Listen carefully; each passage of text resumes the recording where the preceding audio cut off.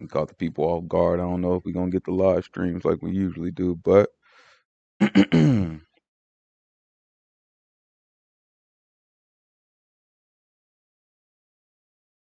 like the sound coming through all right.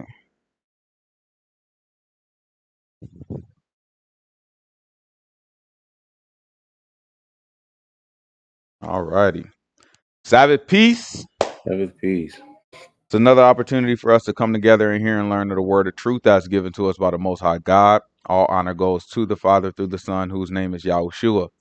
In him lies the only hope for salvation. We know that it is obtained by grace through faith, not of works, lest anyone should boast, and given freely as a gift to all who obey him. We understand that if you do not obey him, it is made manifest or made obvious that you do not believe. In this state, you should expect no good thing from the Most High. However, anything that you do get, whether it be a gift of tongues, a gift of prophecy, or any supernatural experience that you may have, it can and it will be used against you in the day of judgment. With that said, peace to the saints that are in the room, to the saints in the chat, to the saints that couldn't make it, but no, to the saints watching in on the camera, but no peace to the wicked. The only thing we say to them is repent that they might live. So let's continue on with our special on marriage. Right at the Day of Atonement, we started to talk about marriage and the importance of marriage. Uh, and now after the week of ingathering, the week of tabernacles, we want to go ahead and finish that out. So let's recap very briefly what we talked about last time. Last time we talked a little bit about it's good to be married, and the Bible does kind of present that to us as a very good thing. Um, he who finds a wife finds a good thing. We read all that stuff, right? But what we wanted to do is kind of take a view that's not often taught or not often talked about much, at least not in my purview. We see that Paul, he went through it and he kind of told us like, you might be better off being single. He gave us his opinion, his judgment on the situation. He's like, you might be better off remaining single, like he was, right? And instead of going to get married, you spend more of your time focused on God, right? He said he's trying to prevent us from having carefulness. And when the book says carefulness, it's talking about being worried. So it's like you have less to worry about if you remain single. So Paul, we kind of talked through that a little bit. We also talked about the responsibilities, right? Or not necessarily the responsibilities of the individuals, but the responsibility of the vow, right? So when you make a vow and you get married, that's a vow to God, right? So you're making a vow to God, and we talked about Numbers 30, how our law governs the vow, right? And how serious that vow is, and how that vow had to be unto death when it comes to marriage. So it's something to consider before you get married, how serious this vow is, right? If you have an opportunity to understand it before you do it, then you should understand it, consider it, and make sure that's really what you want to do. Then we talked about choosing the spouse, right? We talked a little bit about, the book, our law kind of tells us, it told a group of women that they can choose whoever they thought best, right? For their husbands, right? So now that kind of let us know that it's not something where the man has to choose the husband and the woman doesn't have a say. That's not what the Bible teach, right? It's not something where the woman has to choose and the man don't have a say. It's not what the Bible teach. The Bible teach that everybody choose who they want, right? Everybody chooses who they want. Um, and then we talked a little bit about the Gentiles, because it's always a topic amongst the Hebrew Israelites, at least, that, oh, you shouldn't marry Gentiles. You should marry Gentiles.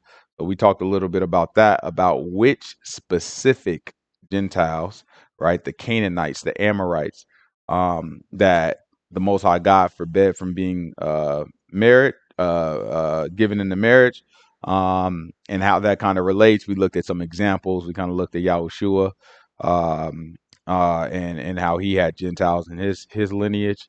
And then lastly, I think we left off with understanding the responsibility of that being the head of the woman, right? So as a husband, you're ahead of the woman, but we talked a little bit about how that really just means that everything is your fault, right? That's how you have to look at it, right? That's the only way that you can look at it, because what you see is a lot of times brothers want the respect of being the head without the accountability of being the head. Right. And so they'll walk in and be like, yeah, you know what I'm saying? I don't want to be with this woman because she don't listen to me. You know what I'm saying? She rebellious towards me, this, that, another, which is fair. Right. That's fair to say. But at the same time, have you done your part to instill the trust? Right. And that trust comes from, no matter how this play out, I am accountable for it. I'm going to uphold my end of the deal. I'm going to guide you through your end of the deal. If everything falls apart and nobody's doing what they're supposed to do, it lands on me. I have to step in. I have to pull the extra work. I have to do whatever I need to do to make sure that things keep rolling, to make sure that I find a correction to all the situations. Right. That is the responsibility of a man. That is the head. Right. Um, so that's where we left off. Now we want to kind of pick up and talk a little bit about those responsibilities a little bit more, go a little bit deeper into them, talk a little bit about how the woman is responsible for some things as well. So let's start off with Colossians. This is Colossians chapter 3. Let's do verse 25. It's Colossians chapter 3, verse 25.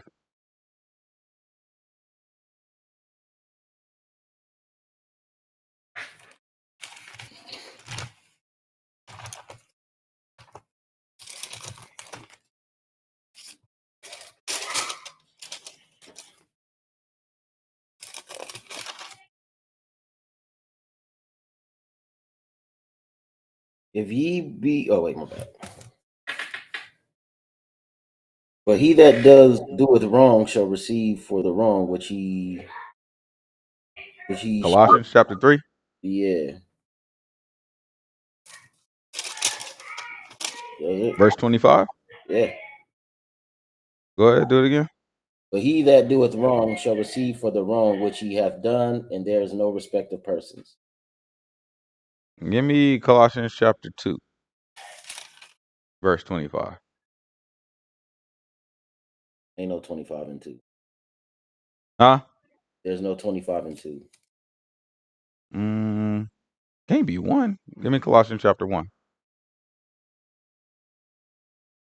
Wherefore I am made a minister according to the dispensation of God, which is given to me. Nah, that's not it. Okay, go back to Colossians chapter 3. Give me verse 1. If ye then be risen with the Messiah, seek those things which are above, which are the Messiah sitting on the right hand of God. Mm-hmm. Set your affection on things above, not on things on the earth. For ye are dead, and your life is hid with the Messiah in God. When the Messiah, who is our life, shall appear, then shall ye also appear with him in glory. Mortify therefore your members which are upon the earth: fornication, uncleanness, inordinate affection, evil concupiscence, and covetousness, which is idolatry. For which things sake the wrath of God cometh on the children of disobedience.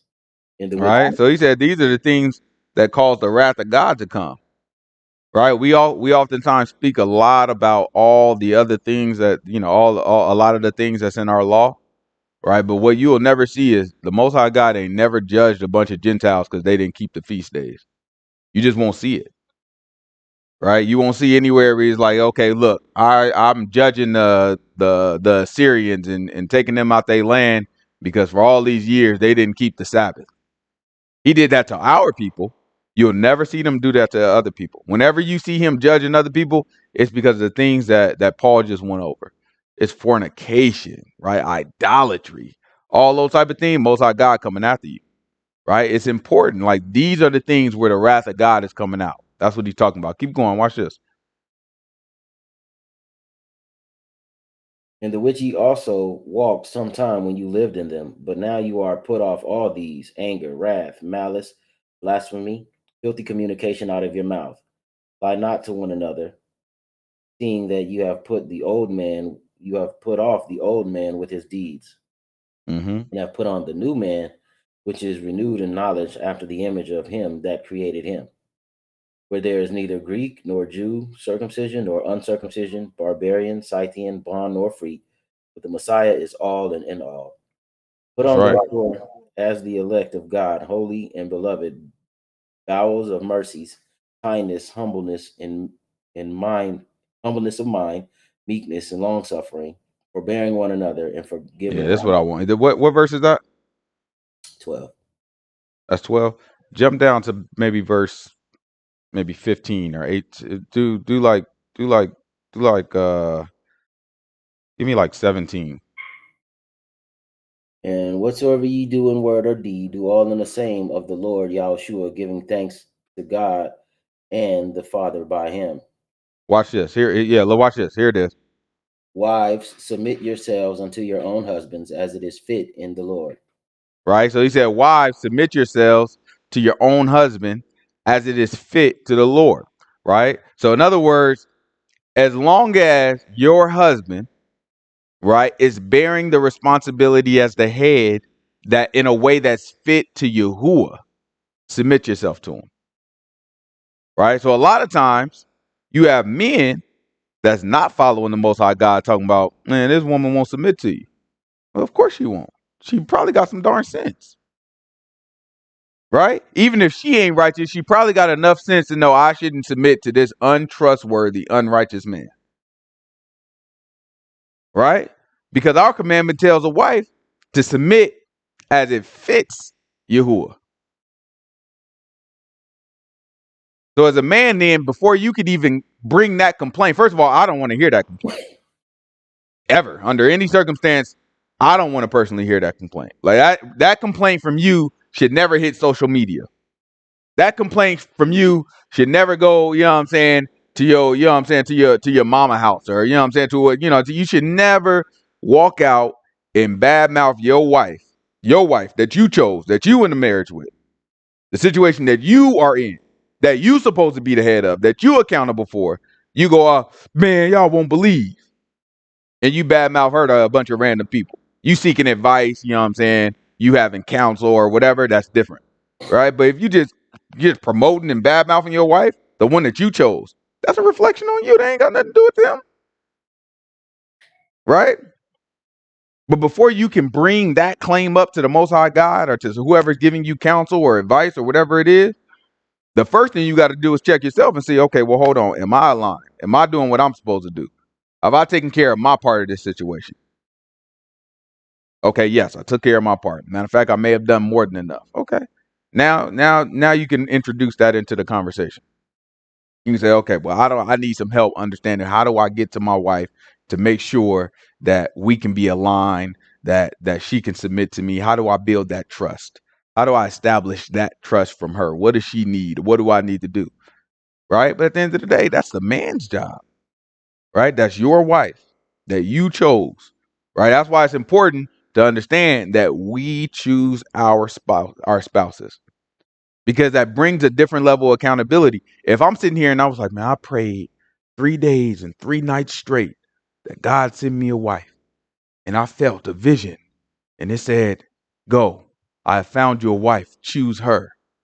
Right? Then you go out and choose her. Who you gonna blame if stuff don't go right? You're gonna be sitting there looking like, oh well, God, God told me to choose this wife. He just must have wanted me to go through. This was God ordained, all the foolishness we just went through. No, stop that. Stuff ain't had nothing to do with the Most High God. You saw her, you thought she was pretty, you thought she was smart, you thought whatever it was, and you grabbed her, and then you realized, oh, she's smarter than me, and that made you insecure.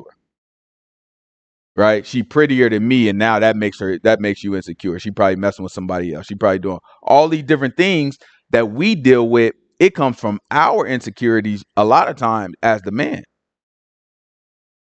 Right? We don't feel like we can match wits. We don't feel like we can do the work that it takes to convince our wives to follow us in a different direction. We want the easy way out. We just want it to be already ready made. If you want it already ready made, then you choose one that's already ready made. You wait, you do whatever you got to do. But if you find yourself in a situation because you rushed it or you made concessions or you did whatever you did, you have to deal with that. That's what you walked into. Even if you got tricked, she lied to you. You got tricked. Nobody else got tricked. You got tricked. You was convinced. Same thing on the woman's side, right? Oh man, he made me believe he was a righteous man, this, that, and the other, this, that, and the. Then you get into it with him and you find out he doing the most. Guess what? You got tricked. Now you got to figure it out. Watch, keep going. He'll walk us through it.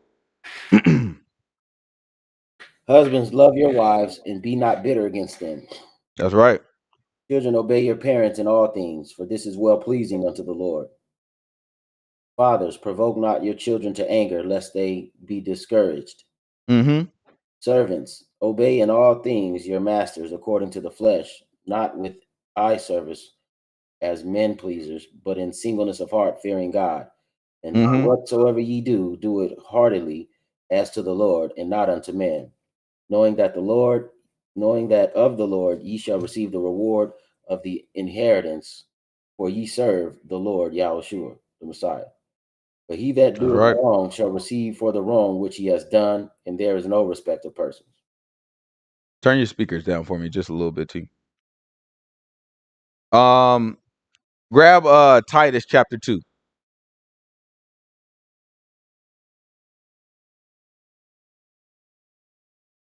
All right. He said, wives, submit yourselves to your own husband as it fits the most high God. Then after that, he told, hey, husbands, love your wife and don't be bitter towards them. Right?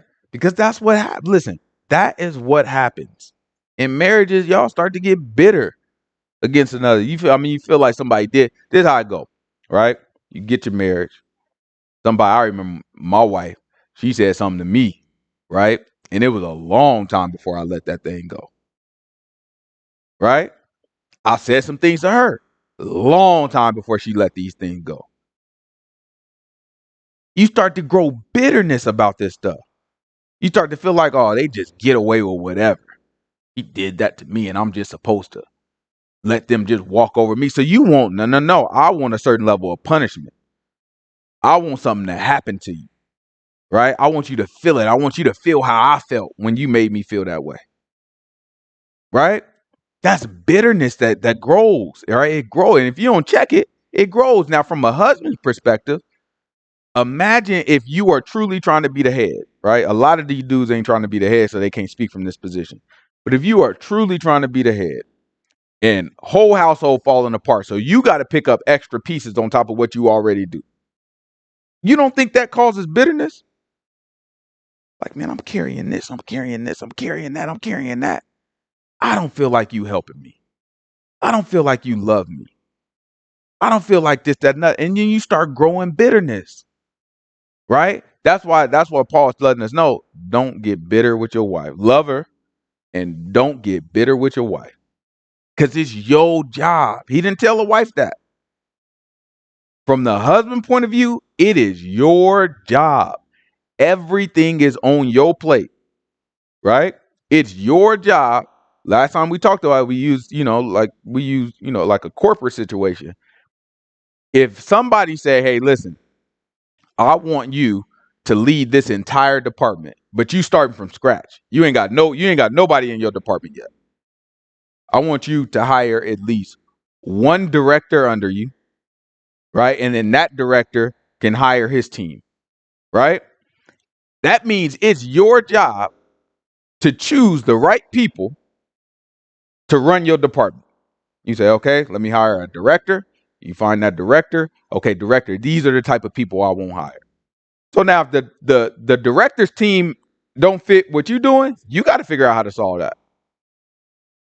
If the director don't fit with what you're doing, you have to figure out how to solve that. Right? The only difference between the corporate world and our world is, well, you can't fire. You know what I'm saying? You can't exactly fire and replace her.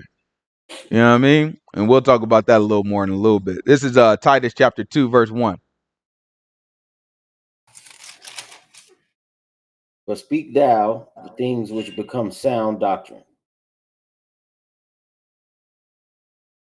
that the aged men be sober, grave, temperate, sound in faith, and charity, and patience.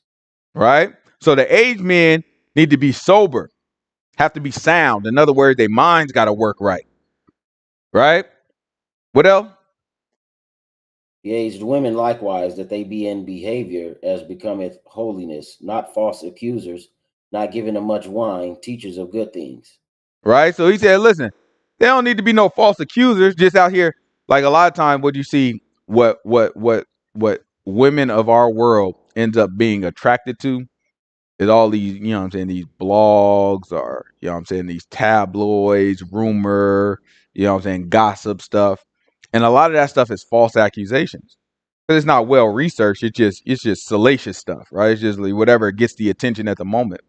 So you get taken into that, and then you start falsely accusing people just based off of the gossip.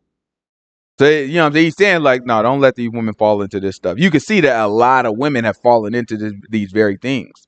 Right? Keep going. Men too, by the way.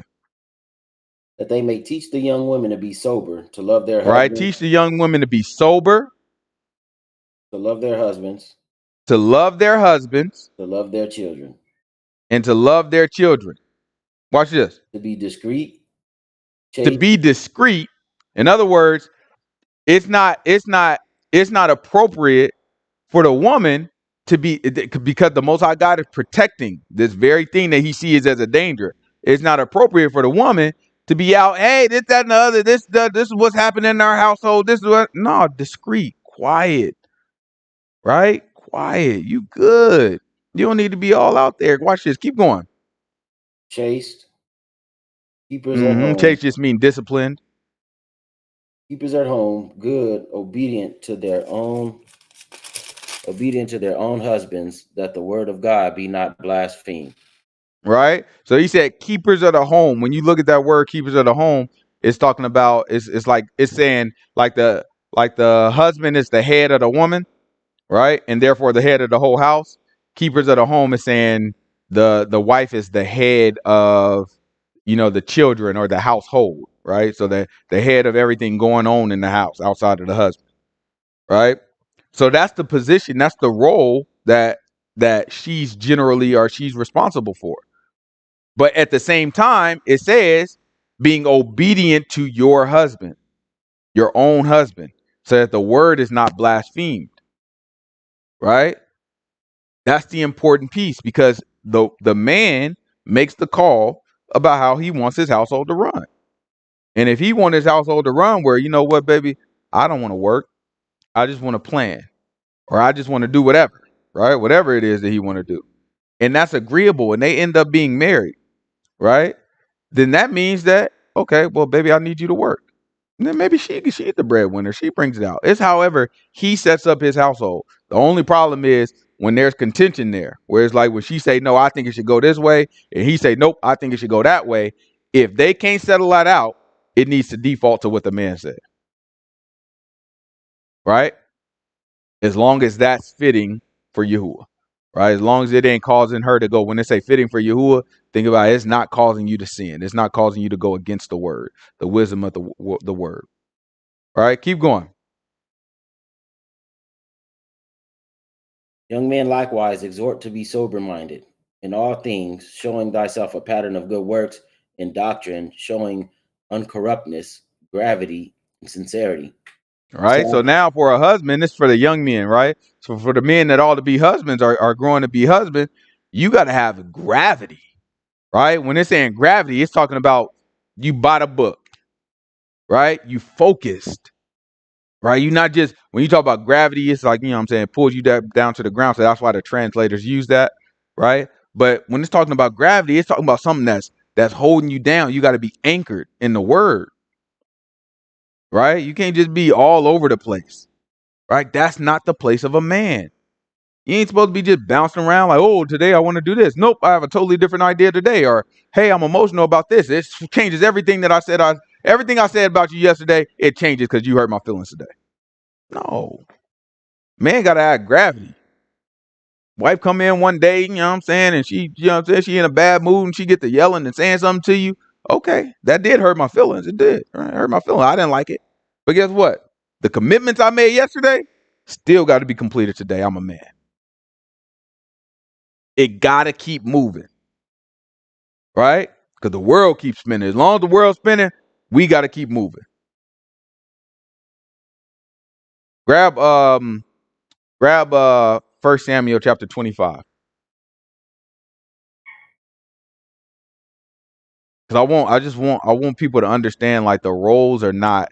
A lot of people will put it on the Bible when they talk about the roles, whereas, yeah, the man runs the household, he's the breadwinner, he goes out and work.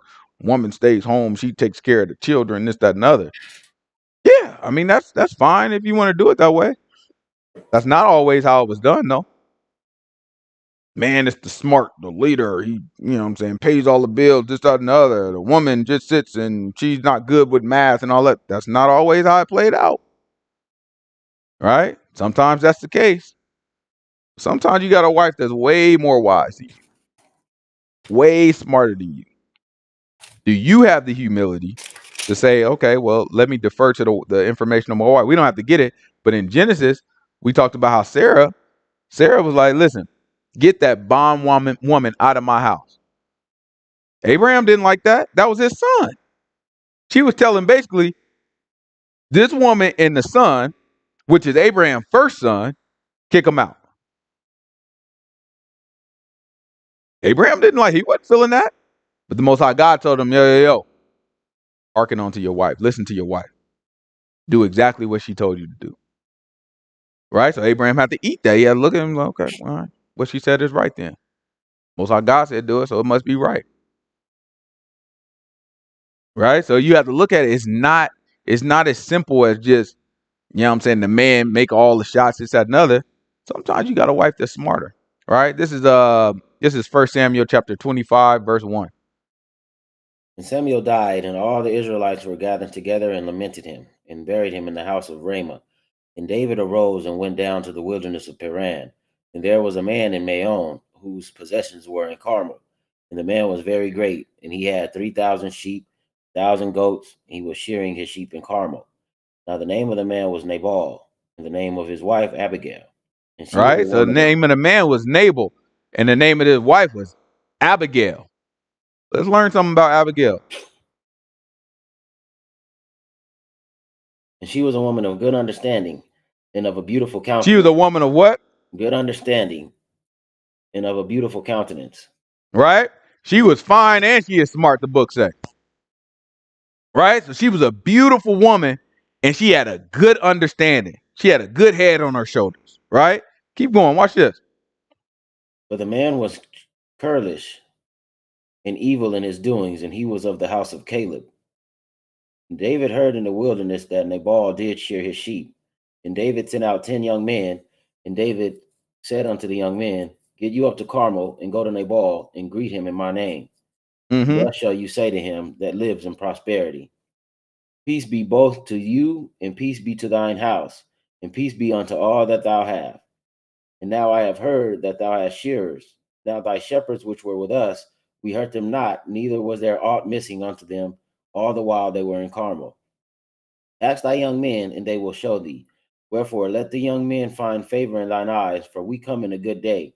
Give, I pray thee, whatsoever comes to thine hand unto thy servants, and to thy son David. And when David's young men came, they spake to Nabal according to all those words in the name of David, and ceased. And Nabal Right? answered So David. now Nabal had men out shearing the sheep. David is traveling because he traveling away from where Saul was. Right? And then he sees these men out here shearing the sheep. David's not by himself. He got a whole bunch of men. They warriors though. So he see these men shearing the sheep. And David looking like, oh boy, it's dangerous out here, y'all shearing these sheep. Anything can get you one of the animals, the beast can get you. Or if you got to find the wrong group of men like us, we might be able to get you. Right? And David also know we hungry. We ain't got a lot. We on the run right now. You know what I'm saying? We've been out going to war. We hungry. So he told the young men, he is like, yo, go back. Who y'all work for? Nabal? Oh man, go ahead, go back to Nabal. Let them know that we looked after y'all out here. You know what I'm saying? Anything that tried to get y'all, we took care of it. Anybody who tried to press y'all out here, we took care of it. Go let them know. Just let them know anything that come to our hand, man. Anything he can give us, that'll be helpful. We'll take it, whatever it is. We not ask for anything specific. Whatever he think is right. You know what I'm saying? Just kind of, you know what I'm saying, give it over to us. Because basically they were their bodyguards. Now, from Nabal's point of view, did he ask for that? No. He didn't ask nobody to protect his men. He had them out there shearing the sheep. They were shearing sheep, before David came around. They'll be shearing sheep after David came around, right? So Nabal, you can see, you about to see that Nabal don't necessarily feel the value that David thought that he provided, right? David saw some value. He's looking like, man, yeah, no, I know. David know what it's like being out there, somebody gonna attack. He know what it takes to defend yourself. So he's looking at these men out here shearing sheep. He's looking like, oh, y'all gonna mess around and get y'all butt got. We could have got, he looking at it like, we could have got your butt. Like, instead of coming over here and protect you, we could have just got you and robbed you for everything you had. We didn't do that. There's a whole lot of other men that tried to come around and we protected y'all from it. It's some beasts that could have got y'all. We protected y'all from it. We didn't let nothing happen to y'all. He's like, all right, but then just go, you know what I'm saying? Just go tell your boss, tell him, you know what I'm saying? Tell him what we did, have him look out. David thinking like, oh, this is a no-brainer. Because that's what type of dude David is. Oh, no, we appreciate that. I'll give you whatever. That's just what type of dude he is. He didn't know what type of dude Nabal was. So let's see. And Nabal answered David's servants and said, who is David, and who is the son of Jesse? There be many servants nowadays that break away even from his own master. Shall I then take my bread and my water and my flesh that I have killed for my shearers, and give it unto men whom I know not and whence they be? So David's Right? young. So now she's looking like, Nabal's looking like, it don't make no sense that I take food. You know how people be saying, you want me to take food from my family, from my people, and give it to you? This is stuff that I prepare for the people that do work for me, and now I'm supposed to just give it to you. Who are you? Right? It's a bunch of, basically he's saying you broke off from Saul. He's like, it's a bunch of people that break off from their master and start doing whatever they want to do. Am I supposed to give money and give bread to all of them? So you can see he being stingy. He don't see the value in it like David did. Let's see how this work out. So David's young men turned their way and went again and came and told him all those sayings. And David said unto his men, gird you on every man his sword. And they girded on every man his sword, and David also girded on his sword. And they went up after David, about 400 men, and 200 abode by the stuff. But one of the young men told Abigail, Nabal's wife, saying, behold, David sent messengers out of the wilderness to salute our master, and he railed on him. Right? So now, head of household, Nabal. He's the one, head of household. Right? And then you got Abigail, who got a good head on her shoulders. Right? So now Nabal, he didn't consider her at all. We ain't got no book that was like, hey, Abigail, what you think we should do? He know who he is. He just shoot at them. Man, who is this dude? I don't know who he is. He protected y'all. I'm supposed to pay him now? I didn't ask for this. I don't even know who he is. You telling me if any old random person break off from their master and happen to be around my people, now I'm responsible for feeding them? Feeding them the food that go to my people? That don't make no sense. I'm not giving you nothing. Right? David heard that and he said, okay, everybody gird up your sword. When he said gird up your sword, that means he's saying take your sword, put it on your hip, tighten that thing up. He said gird up your, everybody gird up your sword. Let's go. He took 400 of them boys, the bad ones. To them, David rolled with the bad boy. He took 400 of them boys. He had like another 200. Y'all stay and watch the stuff just in case somebody else comes. We'll be back. And they start riding the Nabal. Then what they said is, uh-oh, we better tell Abigail. Why would they want to tell Abigail? Because she the one with a good head. They all know this man ain't got, Nabal don't make no darn sense. You know he crazy. Everybody know it. But they knew his wife had a good head on her shoulder. You don't think he knew that? But he didn't consider her. He didn't think about it. He didn't ask for her advice or nothing. He just said, yo, I ain't giving them nothing. So now, when they hear that David and 400 men is coming, they know what David is about. They didn't heard the stories about what David did to the Philistines, right? So now they looking like, okay, we got to do something about this. Let's talk to Abigail. Let's see how they dealt with. Let's see how Abigail dealt with it.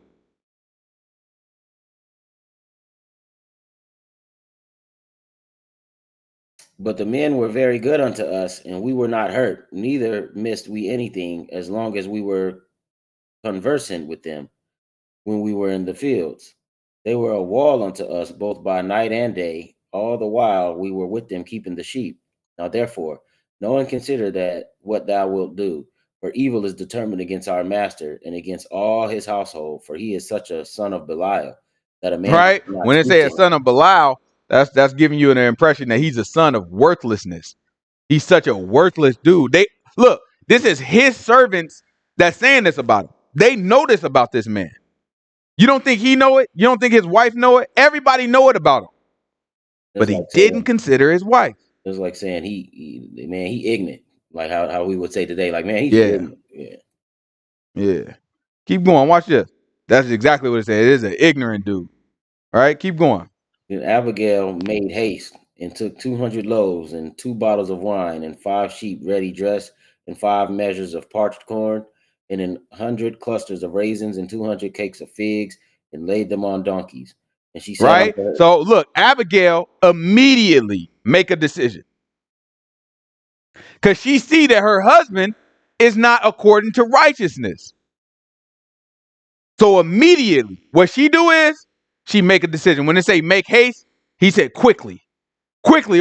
She didn't do a whole, we don't got no book saying she did a whole bunch of talking.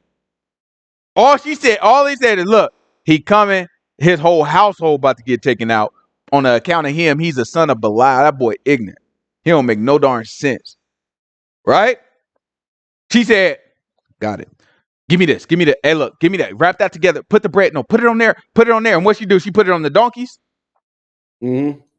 Right? She put it on top of the donkeys. And then she look like, we gonna give them all this stuff. Right? Because otherwise, we all gonna die and they gonna take it all anyway. Let's keep going. Watch this. And she said unto her servants, go on before me. Behold, I come after you. But she told not her husband Nabal. And it was Right? so. Look, she put it in her hand. She said, I ain't even gonna tell him this. Why would she not want to tell him? He probably ruined the plan. That boy don't make no sense. He don't have it all up here. She's smarter than he is. She got a good head on her shoulder. Had he considered her, right? If he deferred to her, if he said, look, what do you think we should do here? Oh, no, I think we should just pay him. Wouldn't have been no issues. Wouldn't have been none of this drama, right? Because he the head of the household and he don't want to listen to his wife and he just want to do his own thing. He didn't consider her, right? He didn't think about it. And she knows it so much so that she's like, I'm not even going to tell him what I'm about to do right now. Because I know his butt will find some type of way to get in the way of it. He'll try to tell me no. He'll try to do this. He'll try to no. What I'm doing, I know is the right thing to do. What he talking about is some foolishness. Watch this. Keep going. And it was so, as she rode on the donkey, that she came down by the covert of the hill. And behold, Mm-hmm. David and his men came down against her, and she met them. Now David had said, surely in vain have I kept all that this fellow has in the wilderness, so that nothing was missed of all that pertained unto him, and hath requited me evil for good. So and more also do God unto the enemies of David, if I leave of all that pertain to him by the morning, like any that pisses against the wall. Right. In other words, if there's any males that belong to him, any men that belong to him, I'm gonna kill them all. Right. Keep going.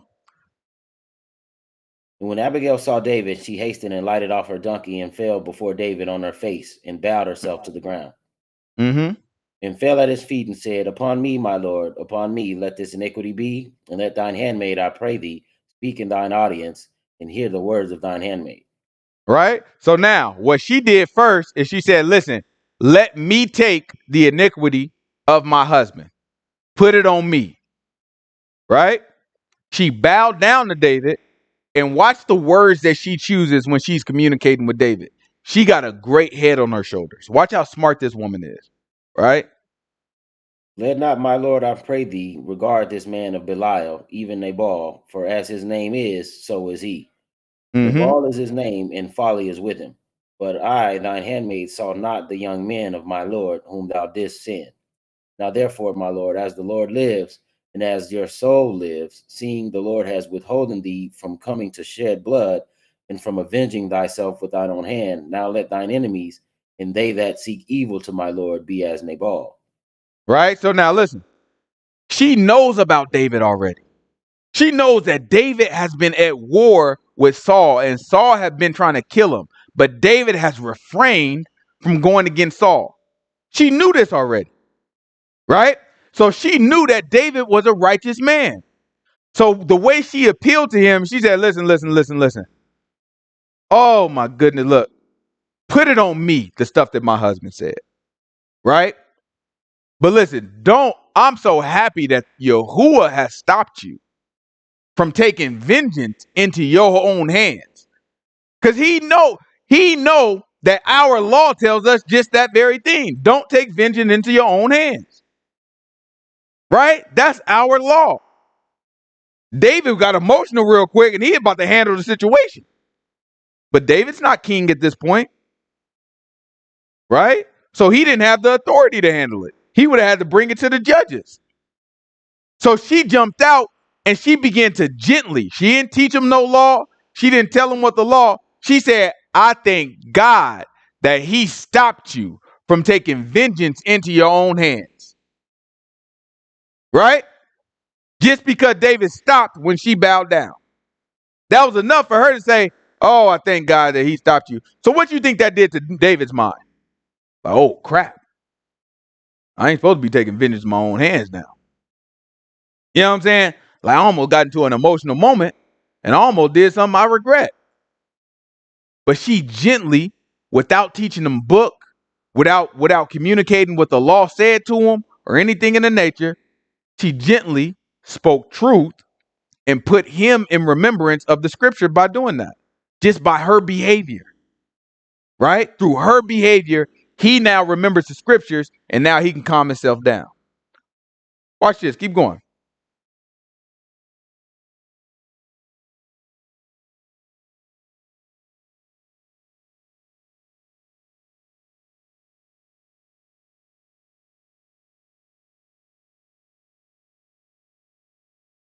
You on mute?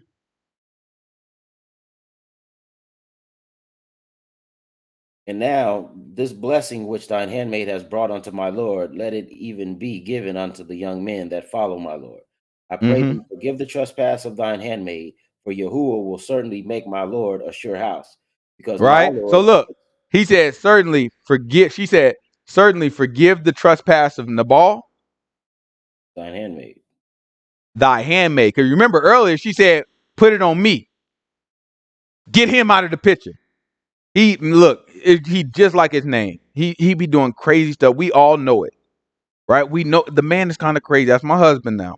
The man is kind of crazy. We all know it, right? Get it off of him. Put it on me. Then she come back and then she say again, forgive me, as if she did it. This lady is smooth. She's smart. She got a good head on her shoulders, right? Watch this. Keep going.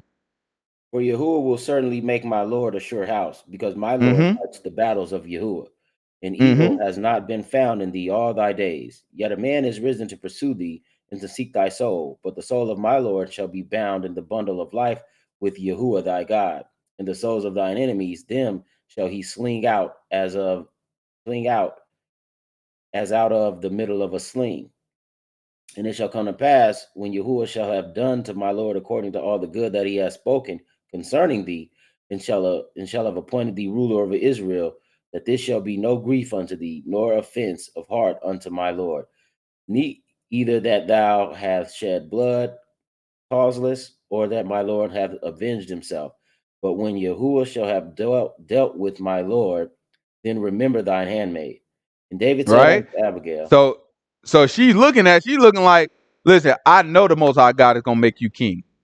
I didn't heard the prophecies just like everybody else didn't heard them, and I believe those prophecies. She's looking like, so it don't make no sense. You know what I'm saying? And she's not saying it to him directly. She just said, oh, it's gonna be great that the most high God avenge you of all your enemies. That you don't have to avenge it yourself. She's just reminding him that, listen, if you were to go through with this, you'd be wrong. But she's doing it without telling him and trying to teach him what's right and wrong. Right? She is clever because the book tells she had a good head on her shoulder. She was a good understanding. She understood things. She understood how she was supposed to approach a situation. She understood when she needed to take action, right? The husband-wife relationship is not the one. It doesn't have to be the stereotypical one that they try to tell us comes from the Bible. You know what I'm saying? What's that show that, you know what I'm saying, everybody be watching when they hate men now? It's the Wives' Tale, Handmaid's Wife's Tale or whatever. Oh man, my wife started watching that. And I was like, oh, they real slick trying to make it seem like, so this stuff is biblical. Yeah, that's what they try to do. They try to make it look like this weirdo stuff come from our book. That's not true. Not at all. What we got here are I think we finished here. We good here. Go to Proverbs chapter 31, verse 10. A lot of people didn't heard of the virtuous woman in Proverbs. A lot of people heard it. Not a lot of people take their time to actually read it and understand what's going on. Because you can't hold it. If the book is calling a virtuous woman, he giving you a description of what it is to be a virtuous woman, you got to look at that and say, does this align with what people have told me a biblical woman is? And anybody who's really read the virtuous woman, it don't align at all with what y'all thinking. Oh, just stay at home and teach the kids how to do math. And no, that's not what the book. That's not what the book called a virtuous woman. That's your mouth talking, right? This is Proverbs chapter 31, verse 10. Watch what the book say. Who can find a virtuous woman? For her price is far above rubies. The heart of her husband doth safely trust in her, so that he shall have no need of spoil. She will do him good and not evil in all the days of his life. She seeks wool and flax and works willingly with her hands. She is like a merchant's ships. She bringeth her food from afar. She rises also while it is yet night, and gives meat to her household and a portion of her maidens. She considers a field and buys it. With the fruit of her hands she planteth a vineyard. She girds her loins with strength and strengthens her arms. She perceives that her merchandise is good. Her candle goes not out by night. She layeth her hands to the spindle, and her hands hold the distaff. She stretches out her hand to the poor, yea, she reaches forth her hands to the needy. She is not Right? afraid. This is all the stuff that she's doing, right? Keep going. She is not afraid of the snow for her household, for all her household are clothed with scarlet. She makes Right? So herself look, she's not afraid of the snow for her household. In other words, it's snowing outside. Oh, well, I run the household, so I'm going to stay in home today. No, just because it's snowing, my kids need some stuff. Guess what? I'm going out there. Right? Keep going. Watch this. She makes herself coverings of tapestry. Her clothing is silk and purple. Her husband is known in the gates when he sits among the elders of the land. She makes Right? Her husband is prestigious. They know who he is. Right? So listen, a lot of times what you'll do when you get a husband, that's just he's the man. Guess what? Some women feel like they gotta shrink back. Right? What he telling you is the husband of this woman was the man. Everybody know her. And what happened? Her husband is known in the gates when he sits among the elders of the land. She makes fine linen and sells it, and delivers girdles unto the merchant. Right? So listen, she make her own clothes and she make clothes for her children. Her husband is the man. Everybody know it. So she take that and she say, you know what? I'm gonna make some fine linen for all the people and I'm gonna sell it. So now she's running her own business. Right? This is not the woman that y'all been taught about. Keep going. Watch this. She opens her mouth with wisdom, and in her tongue is the law of kindness. She looks, Right? She opens her mouth with wisdom. She's of good understanding. And in her tongue is the law of kindness. Right? Keep going. she looks well to the ways of her household, and eateth not the bread of idleness. Look, she's not idle. The bread of idleness just basically saying, I'm just sitting here eating, right? I'm just sitting here killing time, right? She says she don't do that. She's always finding something to do, always finding something to keep herself occupied, right? Keep going. Her children arise up and call her blessed. Her husband also, and he praises her. Many daughters Mm-hmm. have done virtuously, but thou exceedest them all. Favor is deceitful, and beauty is vain. But a woman that fears Yahuwah, she shall be praised.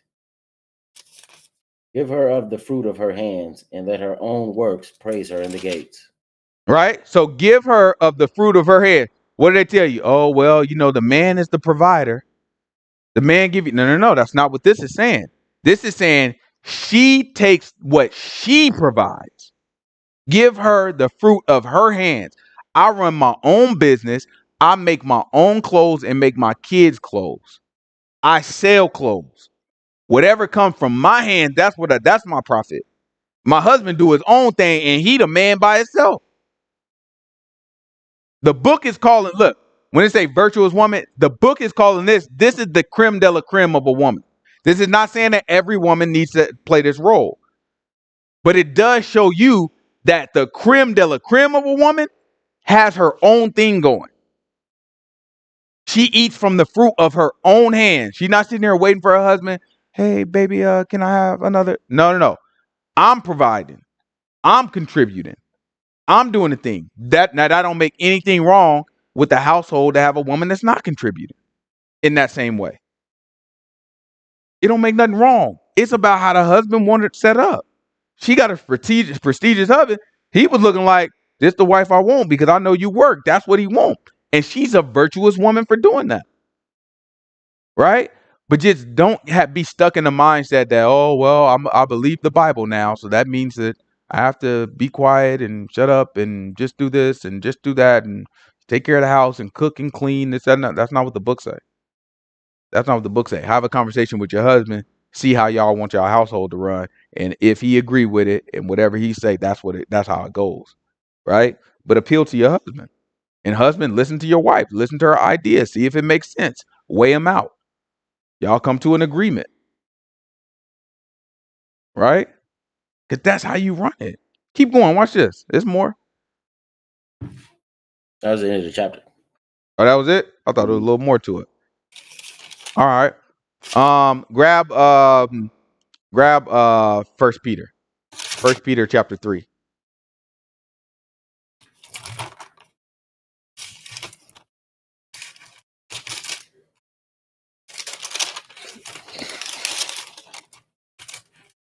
This is First Peter chapter 3, verse 1.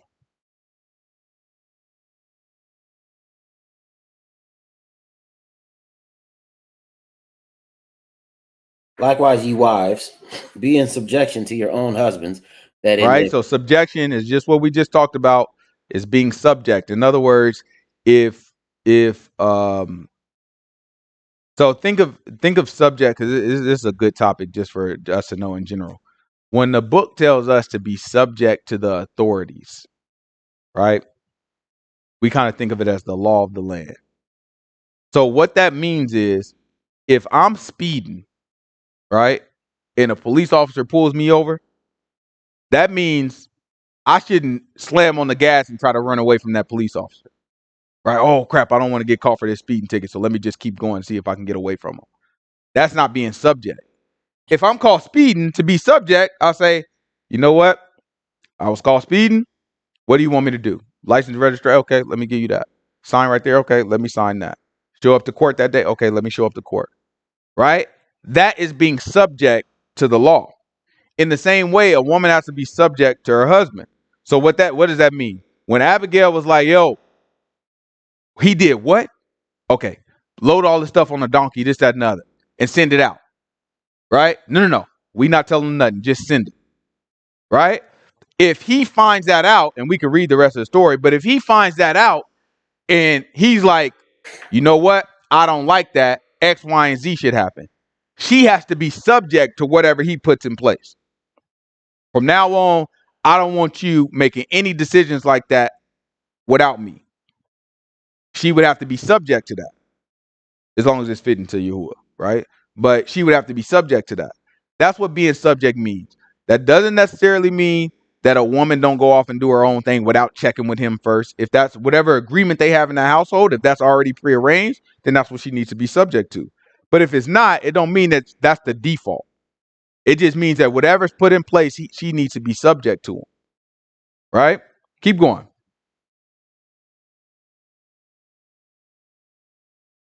likewise, ye wives, be in subjection to your own husbands, that if any obey not the word, they also may without the word be won by the conversation of the wives.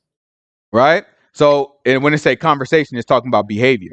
So that's kind of what we is talking about, where she Abigail didn't try to tell David directly. Deuteronomy chapter, she didn't kind of teach him the word. She wasn't trying to teach him the word. She wasn't trying to accuse him of doing nothing wrong. She presented it to him in a way of, oh, I'm thankful that you're not avenging yourself. Because now that would say, oh, you know what? It is a sin for me to do that. Now he's not being taught nothing, right? She's just clever with how she went about it. In the same way, Peter is telling them, look, wives, when you're dealing with your husbands, right? Even if your husband ain't subject to Yahuwah, right? You be subject to him as if it's Yahuwah, right? But you be subject to him, and then through your behavior, right, he'll be led to the word. Just by you having good behavior, he'll be reminded that, you know what, this is wrong. There'll be a certain level of guilt that he'll be like, you know what, I'm not going to do this. Right? That is the hope that we have, and that's the faith that we have. You stay consistent in what you're supposed to do. So what does that mean? Right? If my husband is saying, if there's a wife and her husband is saying, listen, I think we should start attending Sabbath study every week. Be subject to that. Right? Now on the opposite side, listen, I like for us to go out and get drunk. You know what I'm saying? Sometimes I don't feel like we have fun like we used to. When we first met, we used to have fun. Let's just go out, you know what I'm saying? Every Friday, let's just go get drunk. Let's go, you know what I'm saying? Let's go have a couple drinks and just, you know what I'm saying, have a night on the town. That might be a good time. But then her, with her chase behavior, knowing that who she served now, okay, he's willing to do that. She's not. Right? So now she has to be like, no, I can't do that. I can't get drunk. I don't want to be in a situation. I don't want to be next to you while you getting drunk. Right? So instead, we could do X, Y, and Z. No, I don't like that. Okay. Well, now she's still subject to him, but only in the ways that's fitting Yahuwah. Right? Well, I can't do that. So then maybe through that situation, he looks at it and he out drinking by himself, or he's tempted to drink with somebody else who he ain't supposed to be drinking with. And that situation puts him in mind, like, you know what? I need to get my life together. I need to go back to my wife. I need to be on the same thing that she doing. He doing Bible study every Friday night. He out doing the most. Right? That's the mindset that a woman has to have in these situations. It's tough. It's tough, especially when you got better understanding. You know what I'm saying? You sit there every Sabbath study, you reading. Every day you reading and praying. You know the word. You know that if it ever came back, you know that when you in a group full of women, you lighting their butt up with word. You teaching them everything. Oh, no. Well, 1 Corinthians said, you know what I'm saying? Say this, that. You letting them know. And you could do the same thing with your husband. But the book tell you, nope, without word, just through your behavior, he might be saved. And so that takes patience. It takes a lot of restraint. It takes some of the stuff that Abigail just showed. It's not hard. It's not difficult. That's a very hard thing to do. But that's what's in front of it for a woman. That's what we have to do. Right? Keep going. While they behold your chaste conversation coupled with fear, whose adorning let it not be that of outward adorning of plaiting the hair and of wearing gold or putting on of apparel. Right? So that's basically saying, listen, don't let people, the reason why people adorn you or the reason why people honor you, don't let it be just because you braid your hair. You got cornrows. You know what I'm saying? You got scalp braids. That's what it's talking about when it's talking about plaiting the hair. You got all these nice scalp braids, right? You got these gold, or you got this fancy clothes. Like, don't let that be the reason why people honor you. Right? In other words, he's telling her, let what's coming from inside of you be the reason why people honor you. Right? Because he knows that, man, if you get into all this fashion stuff and trying to look the flyest and the prettiest and all that, you're going to get tempted and go to different direction. He said, listen, if you focus on having the law of kindness come from your lips, right? And being of good understanding and of chaste, disciplined behavior, right?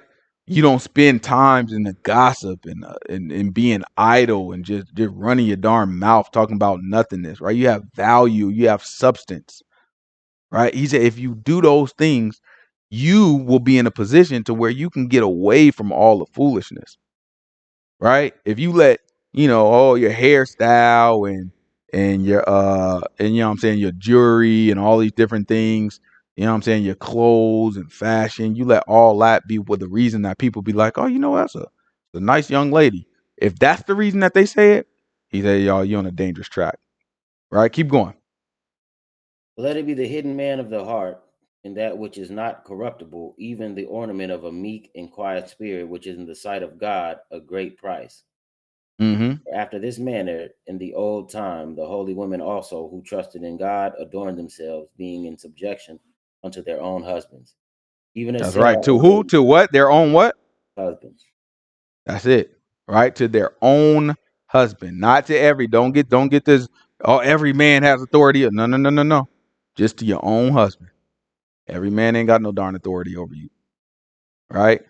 You be subject only to your own husband. The rest of these dudes can kick rocks. You know what I'm saying? Tell them talk to your man if it's a problem. Right? But that's how it works. If you do that with those roles, if a man has a role and he says, you know what? I understand that it's all my fault. Whatever go wrong, I'll take accountability for it. If he has that mindset, then it'll work out. One way or another, it'll work out. Right? If a woman has a mindset of, you know what? It's all on me, but I can't teach this man. I'm just going to have discipline, consistent behavior. Right? Even if he ain't doing what he's supposed to do. It's going to work out. One way or another, it is going to work out. Right? We get to talking about divorce and separation and splitting up and all that when there's no way that we can become agreeable. And there are some situations where you're going to be a woman and unfortunately you're going to have this abusive guy. Right? Where and it may not even be physical, but whatever it is, that it's detrimental to you and it's more than what you can handle. Right? Or as a woman, as a man, the same thing. You have this woman that puts you in a position where it tempts you to sin consistently. Right? Either by what she's withholding from you, or either by, what she says to you, how she makes you feel, or maybe things get physical. Right? If any of those things happen and you see that it threatens you personally with the Most High God, then Yahushua told us if your eye cause you to sin, you should pluck it out. Right? So if you willing to pull out your own darn eye just to keep yourself from sin, then surely you should be willing to cut off your husband or your wife. Right? If you believe that you are drawn to sin because of their behavior, then cut it off. Figure it out until you can get control over that situation. Right? But maintain, this is my fault. I chose to be here. This is not their fault. Right? Even if them, when the way they look at you, it just make you want to go get drunk. Right? And that's a sin. That ain't their fault. That's your fault. You still want to go get drunk. That's you. Right? Acknowledge that part. Don't blame nobody for what you got going on. Acknowledge that part, but at the same time, protect yourself and your salvation at all costs. Right? But that's when we start getting the divorce and splitting up. Right? And it's a dangerous thing because the book only has one reason for divorce. There's only one thing that makes a true divorce where you could split and both of y'all can get remarried. There's only one situation, right? Everything else is not a true divorce. So you're not divorced. Even if you get paperwork and file divorce and do all this other stuff, y'all still married in front of God. That vow still stands. So that means that you going out and you committing adultery, or she going out and she committing adultery when she get remarried, or when you get remarried, or when y'all deal with other people. Right? It's a dangerous situation. That's why it's important to understand the vow before you make that decision. Right? Grab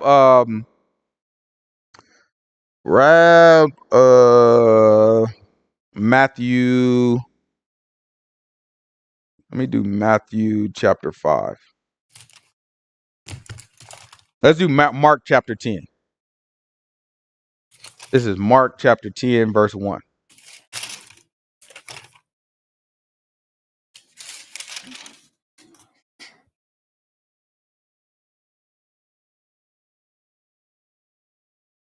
And he rose from there and came unto the coast of Judah by the farther side of Jordan. And the people resort unto him again. And as he was wont, he taught them again. And the Pharisees came to him and asked him, Isn't it lawful for a man to put away his wife? Simply, Right? So now the Pharisees asked him, is it lawful for a man to put away his wife? In other words, to divorce his wife. Right? Watch this. and he answered and said unto them, What did Moses command you? And they Right? So said, Yahushua asked them, he flipped it back on them. What did Moses command you? In other words, he's establishing, I'm not telling you anything different from what our law says. When he said, what did Moses command you? He's trying to let you know what I'm about to say to you is consistent with what the law says. I'm not giving you no new commandment on this. Watch this. And they said, Moses suffered to write a bill of divorce, meaning to put her away. And Yahushua answered and said unto them, For the hardness of your heart he wrote you this precept. But from the beginning of the creation, God made them male and female. For this cause shall a man leave his father and mother and cleave to his wife, and they twain shall be one flesh. So then they are no more twain, but one flesh. What therefore God has joined together, let no man put asunder. Right? So now he's telling them, Most High God don't want no divorce. Right? He said, listen, the Most High God set it up from the beginning that the two become one flesh, talking about Adam and Eve. And we talked about that in the last study that we did on marriage. Right? The two that are married, they become one flesh. Right? And then you got the husband. Let's grab that. Let's read it again. It's Genesis, what is it, chapter 2?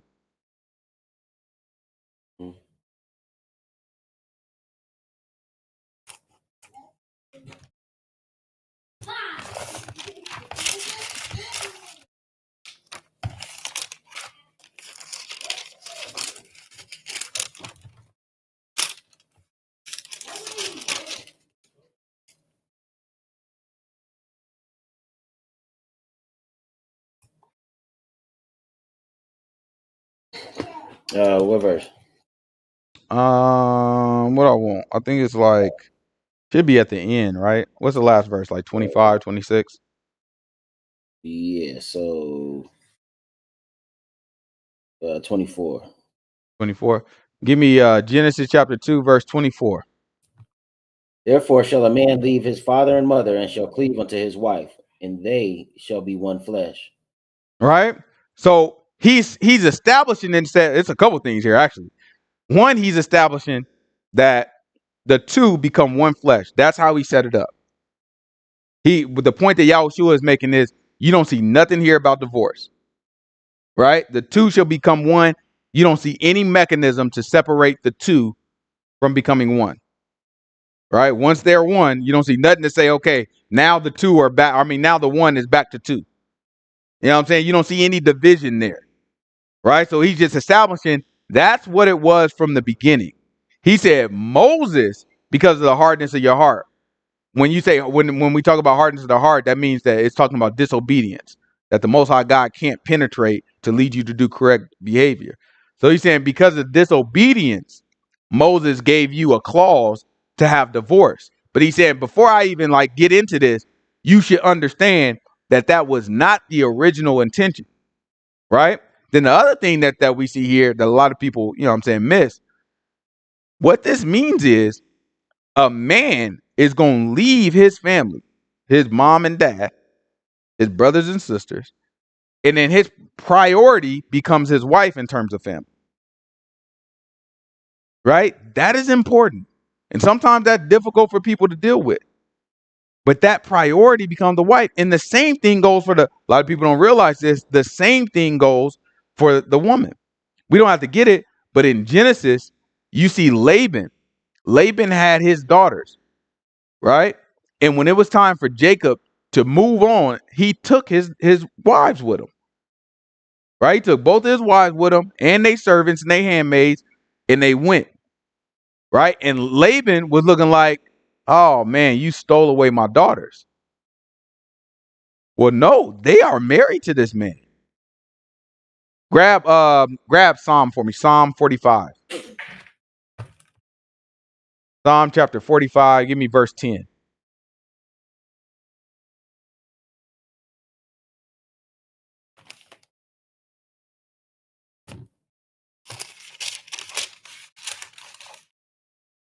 Right? Because some people, you got to marriage, you got to deal with marriage in so many different sides. You got to deal with it from the parent who is losing their daughter. That's what Laban was dealing with. Like, this is my baby girl. These are my baby girls. Like, both of these, I raised these young ladies. I raised them to be right. I raised them. These are my girls. And now Jacob come in and he take my girls from me. Then he chasing after them like, man, listen, these children that y'all, those are my grandchildren. And you just stole everybody away at night? But no, he didn't steal nothing. That's his family. That's his priority now. That's his responsibility now. No longer Laban's. Right? This is Psalm 45, verse 10. Watch what the book say. Hearken, O daughter, and consider, and incline thine ear. Forget also thine own people in thy father's house. Right? He said, forget also thine own people and thy father's house. Forget them. Watch what he say next. So shall the king greatly desire thy beauty, for he is thy Lord, and worship thou him. And the daughter, Right? He said, look, change your mindset. Instead of being under your daddy and honoring the people, she might be from Issachar. I'm like, oh yeah, I'm from Issachar, this, that, and other. And she glory in that. My whole family from Issachar. Right? Then guess what? Books say, forget that stuff. Forget your family and forget your father's house. Go to your king, right? And worship him. In other words, be subject to your king, to your husband. Right? So it's not just the man, right? It's the man. You know, the mom is always going to look. The mom, it ain't going to be so much the dad. It's usually going to be the mama. The mama is always going to have a problem with her baby boy going out, finding the way. The woman oftentimes is not going to be good enough for him. I mean, for her. Right?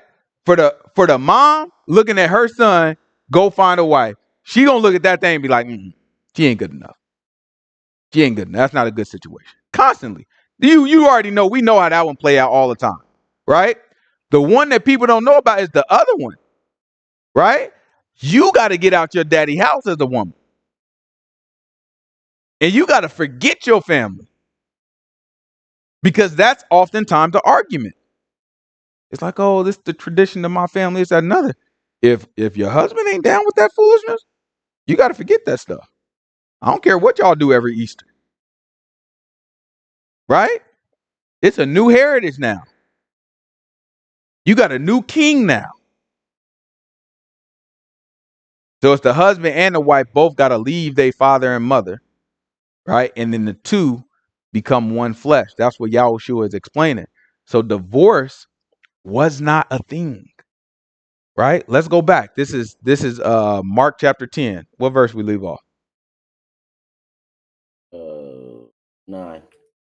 This is verse 9. Mark chapter 10, verse 9. What does the book say?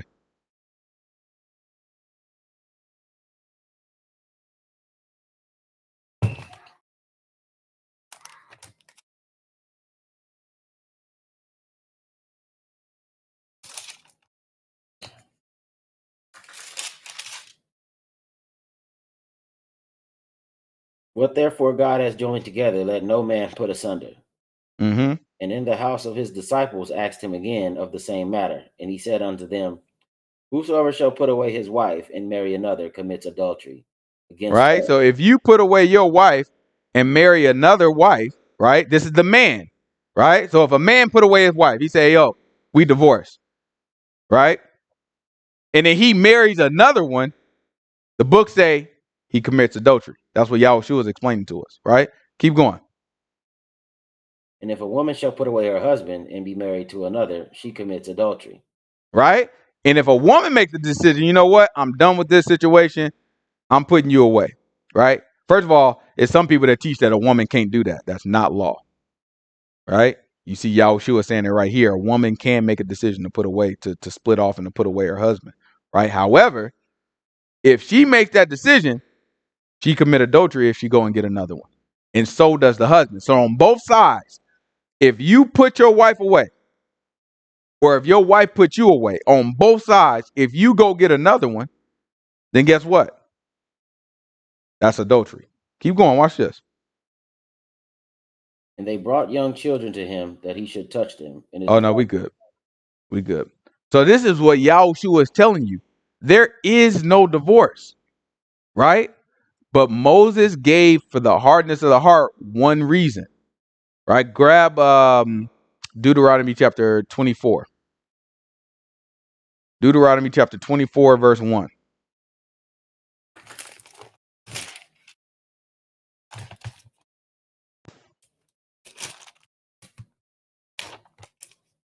And then we're gonna look at a little visual and see if we can make this make a little bit of sense.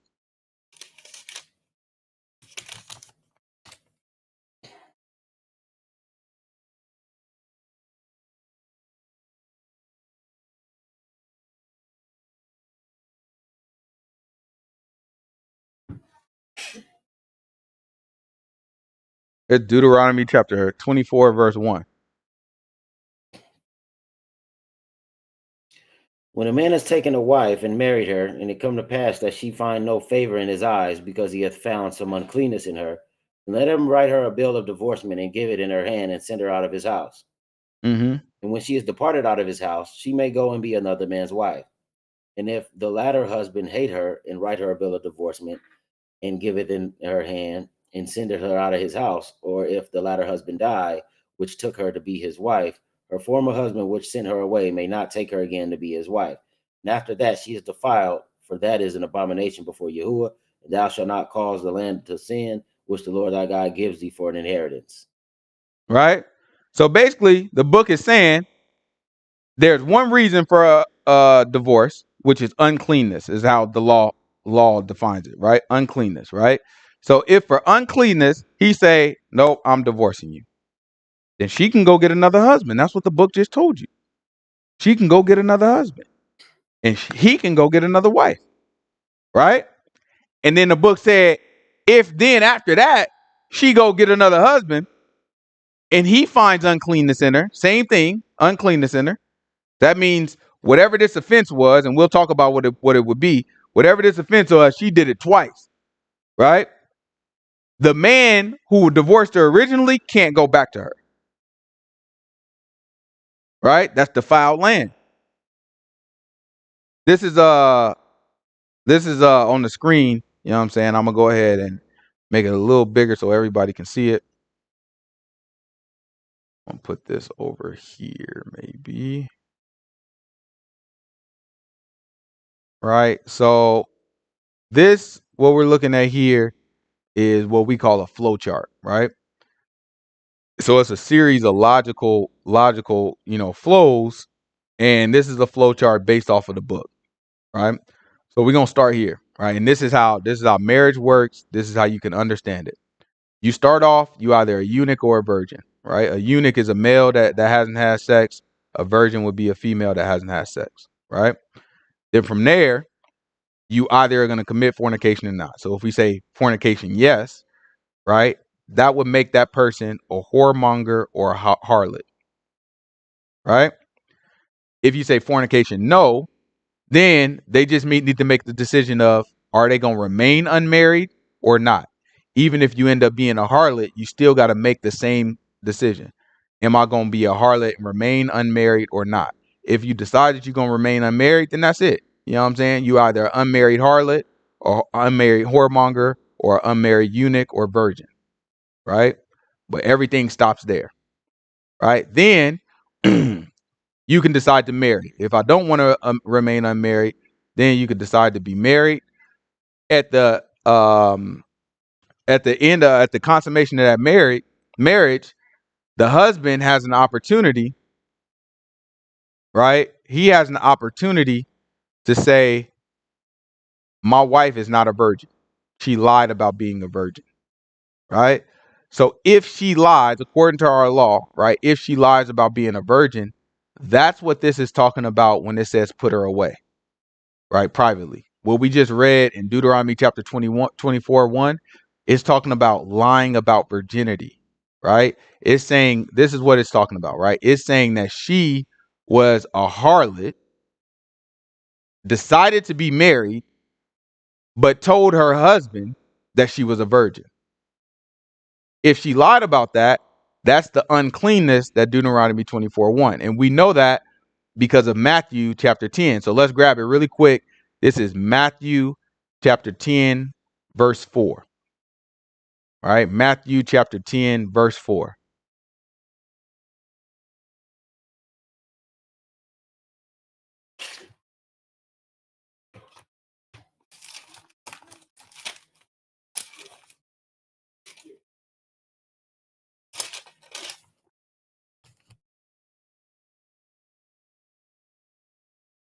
Simon the Canaanite and Judah Iscariot, who also betrayed him, these 12 Yahshua sent forth and commanded them, saying, Go not into the way of the Gentiles, and into any city of the Samaritans enter ye not, but go rather to the lost sheep of the house of Israel. And as you go, preach, saying, The kingdom of heaven is at hand. Heal the sick, cleanse the lepers, raise the dead, cast out devils. Freely ye have received, and freely give. Provide neither gold nor silver nor brass in your purses, nor scrip for your journey, neither two coats, neither shoes, nor yet staves, for the workman is worthy of his meat. And into whatsoever city or town. That's not what I want. 19, verse 19. I mean, chapter 19, not 10.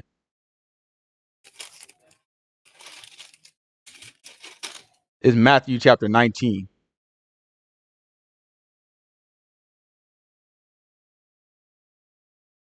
And give me verse 4.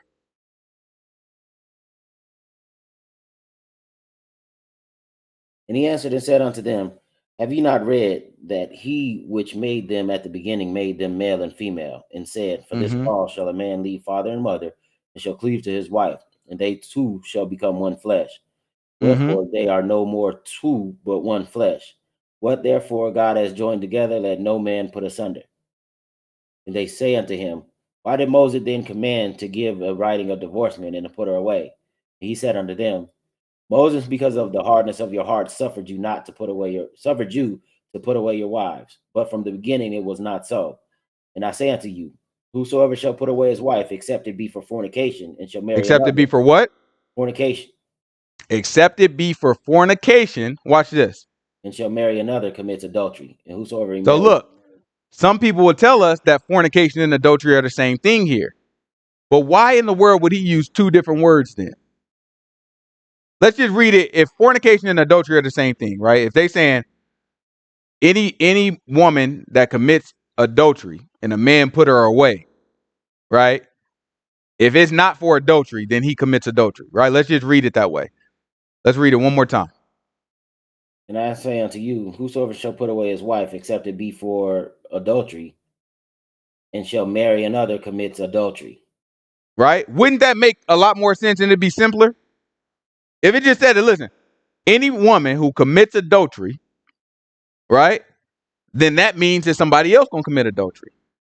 That's pretty much what you would be saying if you think fornication here it means the same thing as adultery.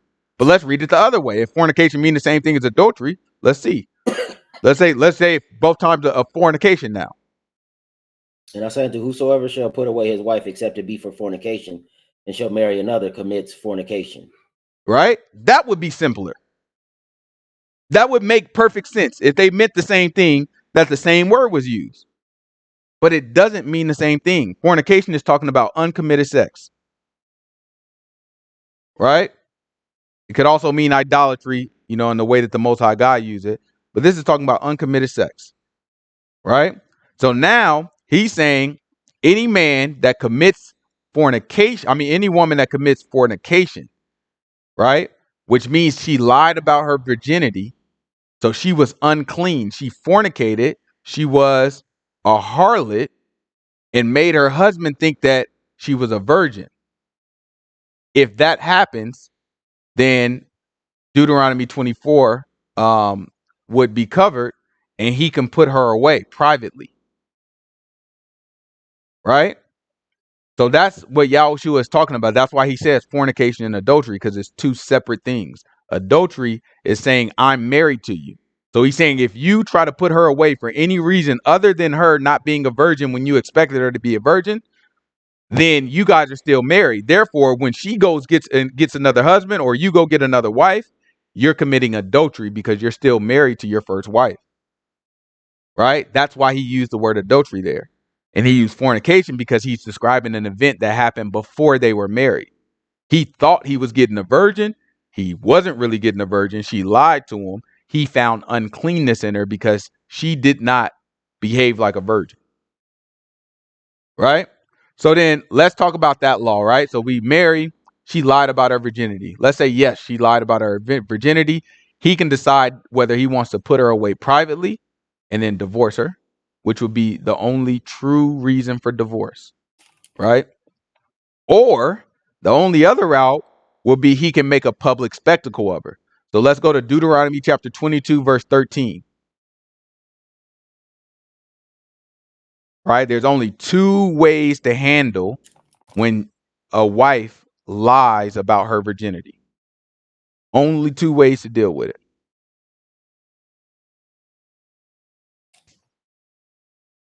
And while the brother is getting that, if we think about this situation, right, and we have the bill of divorcement that Moses allows, right? You can handle it two ways. We're about to read the second way, but the first way you can handle it is you can write a bill of divorcement, right?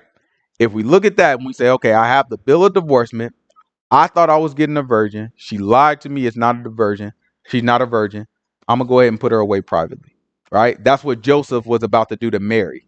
When Mary got pregnant with Yahushua, he thought that, oh, you not really a virgin. You wasn't really a virgin because I haven't laid with you yet. So he is like, you know what? I'm going to go ahead and put you away privately. He was about to give her a bill of divorcement because he's like, we haven't even came together yet. You're not a virgin. We're betrothed, right? But you're not a virgin. So I'm about to write a bill of divorcement. I'm calling this thing off, right? He's going to do it privately. That's one way that you can handle it, right? You could do it privately. Now we're about to look at the other way. All right. This is Deuteronomy chapter 22, verse 13. If any man take a wife and go in unto her and hate her, and give occasions of speech against her, and bring up an evil name upon her, and say, I took this woman, and when I came to her, I found her not a maid. Then, right? So another, when it says not a maid, he's talking about a virgin, not a virgin, right? So I took this woman, I went on to her, I thought I was getting a virgin, and I found out that was a lie. So that's here, right? She lied about her virginity, right? Now he can make the decision to use Deuteronomy 24 and put her away privately by writing her a bill of divorce. Or if he don't want to do this, watch what happens. Then shall the father of the damsel and her mother take and bring forth the tokens of the damsel's virginity unto the elders of the city in the gate. Right? So now the parents of the daughter have to defend her, and they have to take the tokens. So if they have the tokens and they take it to the gate, let's see what happens. And the damsel's father shall say unto the elders, I gave my daughter unto this man to wife, and he hates her.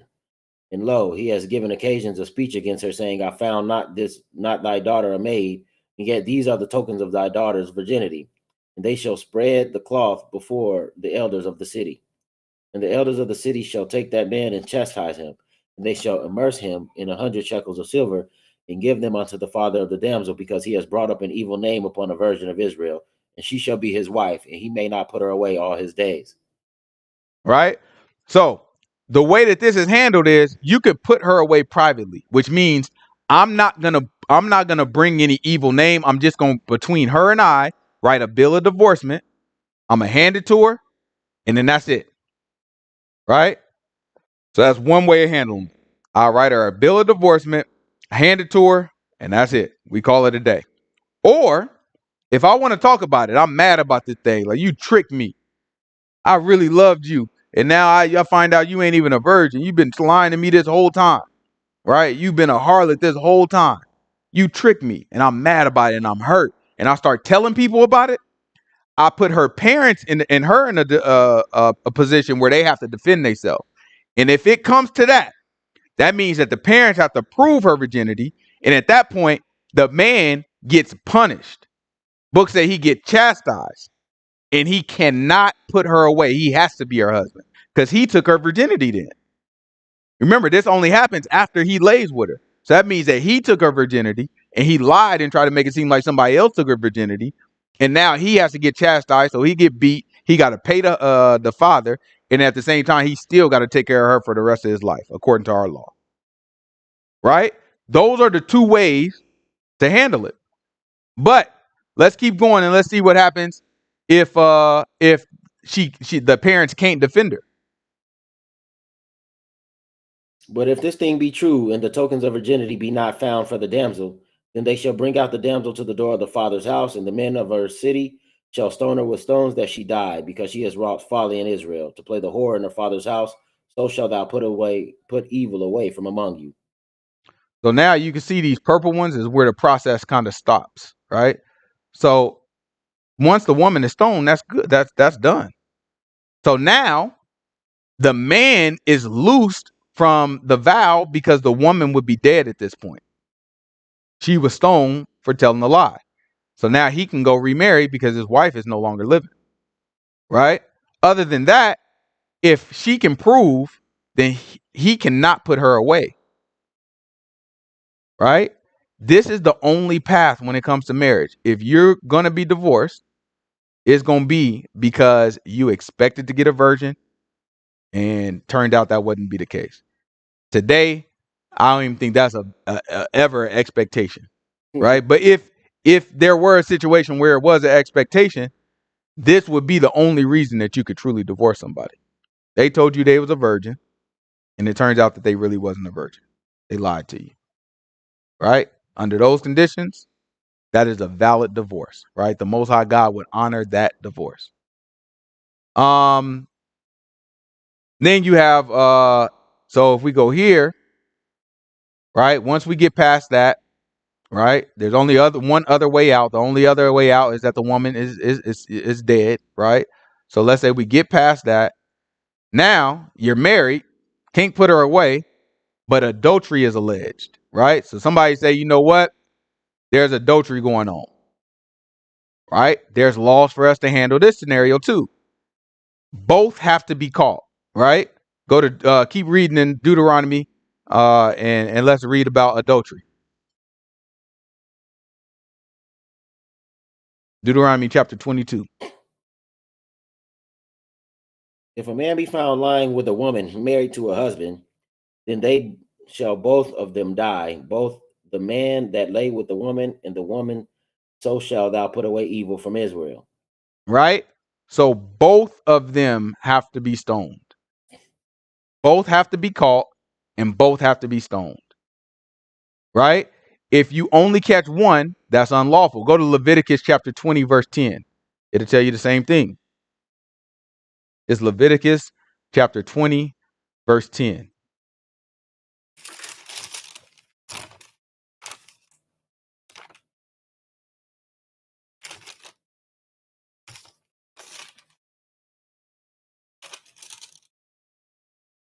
And the man that committed adultery with another man's wife, even he that committed adultery with his neighbor's wife, the adulterer and the adulteress shall surely be put to death. All right. So both of them have to be put to death. If you only catch one, our law does not cover that.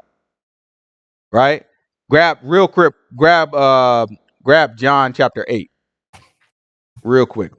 This is John chapter 8. We can go ahead and start at verse 1.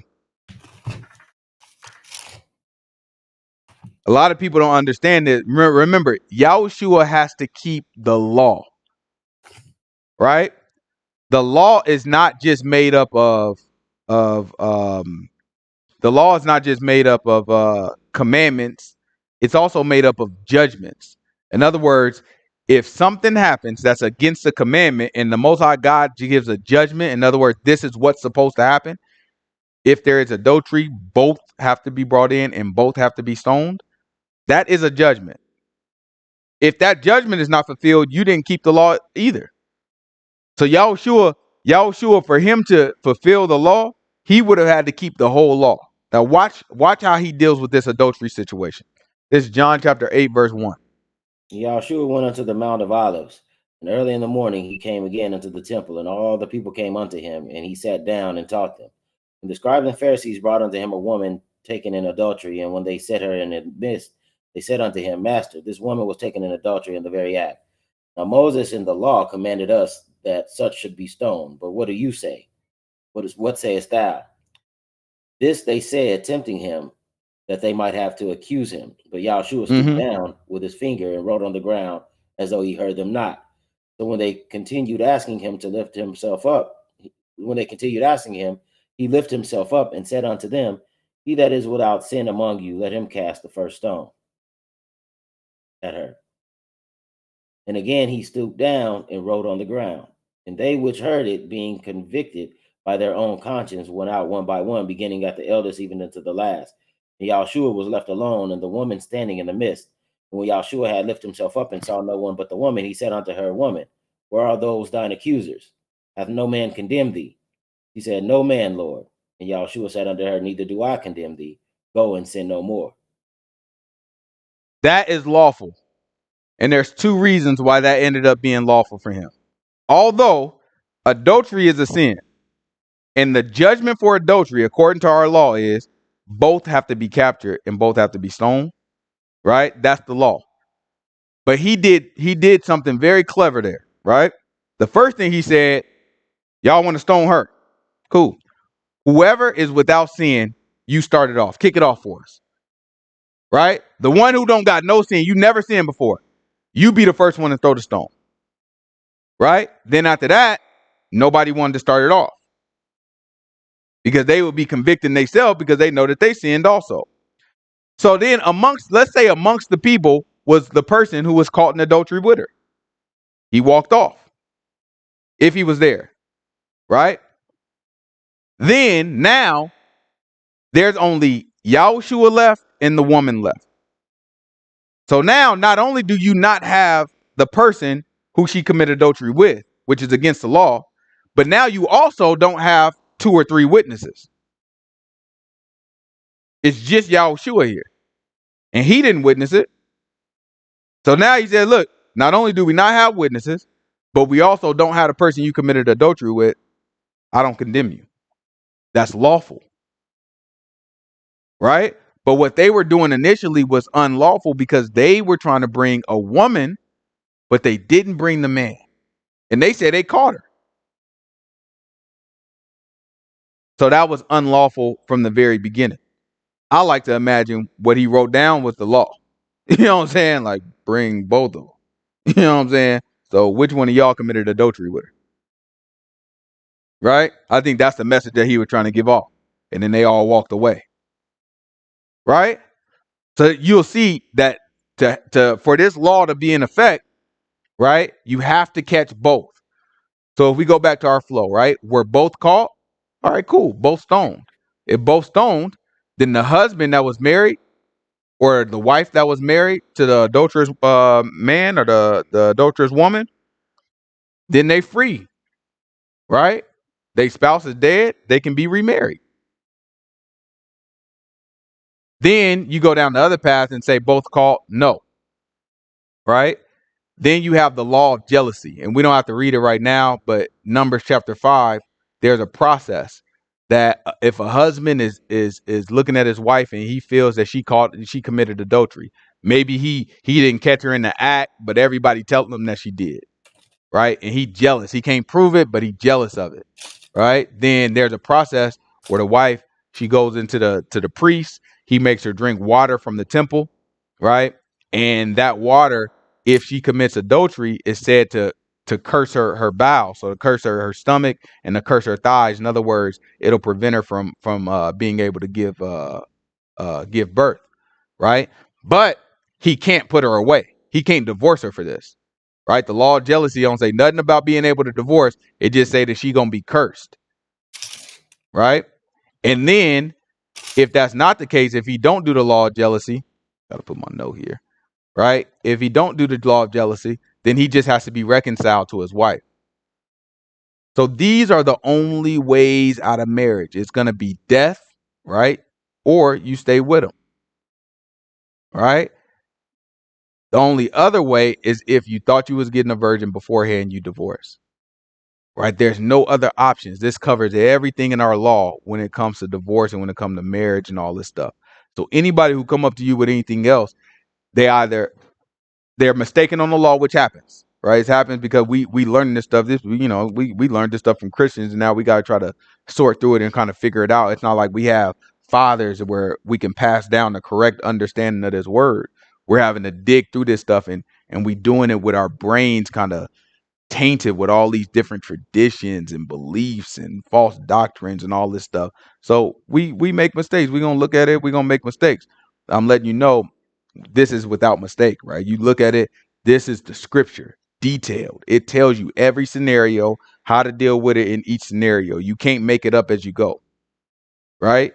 If you put away your wife and it's for fornication, in other words, she was unclean before y'all got married, then guess what?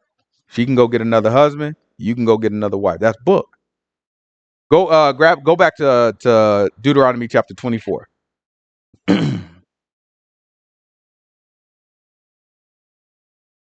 Let's go back to Deuteronomy chapter 24. Where we leave off? 4, verse 4. So let's read Deuteronomy chapter 24. Give me verse 3. And if the latter husband hate her and write her a bill of divorcement and gives it in her hand and sends her out of his house, or if the latter husband die, which took her to be his wife, her former husband which sent her away may not take her again to be his wife after that she is defiled, for that is an abomination before the Lord. And thou shalt not cause the land to sin, which the Lord thy God gives thee for an inheritance. Right? So now I'm about to prove to y'all, right? I'm about to prove to y'all that this law is not talking about adultery. Right? It's not talking about adultery. It's only talking about fornication, and fornication means that she was unclean before they got married. Right? I'm about to prove that to y'all because he just said that if she goes and gets another husband after he divorces her, he cannot bring her back. So if that uncleanness is talking about, this is our law, right? So if that uncleanness is also including adultery, there's going to be a problem because we know David only sinned in one matter, right? Mm-hmm. Grab that. This is 1 Kings 15. 1 Kings 15, give me verse 5. 1 Kings 15:5.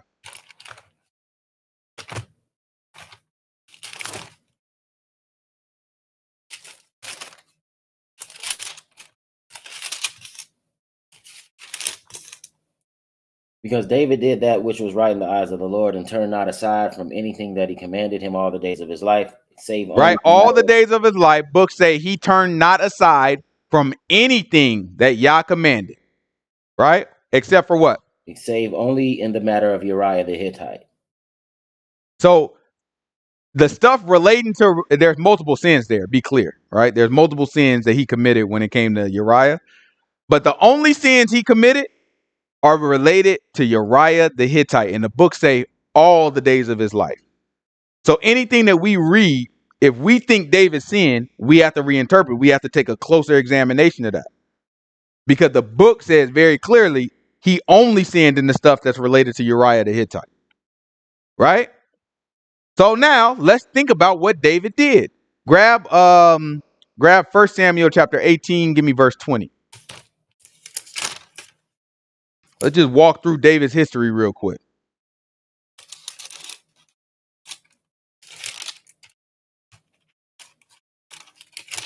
Actually, jump to 1 Samuel 25. 1 Samuel 25:44. Right? In 18, what we was going to read is, David, he killed a bunch of the Philistines according to agreement that he and Saul had. And Saul was supposed to give him his daughter. His daughter ended up being given to somebody else. So then he gave him a different daughter. Her name is Michael, right? Michael, right? So Michael, he took her, gave her to David. David has her. That's his wife. Now let's look at 1 Samuel chapter 25, verse 44. But Saul had given Michal, his daughter, David's wife, to Palti, the son of Laish, which was of Galim. So now Michal ends up getting remarried. They're still married though, but she has another husband. Is that proper? No.